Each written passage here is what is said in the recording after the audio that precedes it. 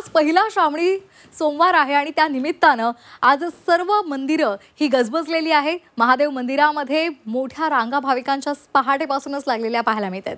देशभरातील शंकराच्या मंदिरामध्ये भाविकांची गर्दी झाली।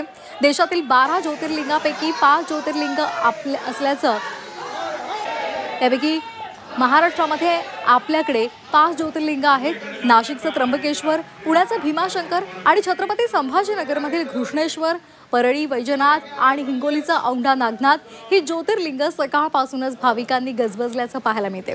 देशासह महाराष्ट्रातील सर्वच मंदिरांमध्ये भाविकांची मांदियाळी पाहायला मिळते।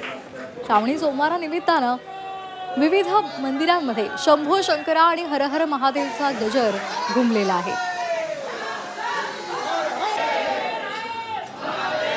तर महाराष्ट्रातील 5 ज्योतिर्लिंग आणि प्रमुख मंदिरांचं दर्शन तुम्ही घर बसल्यास ही 24 तासवर घेऊ शकणार आहात।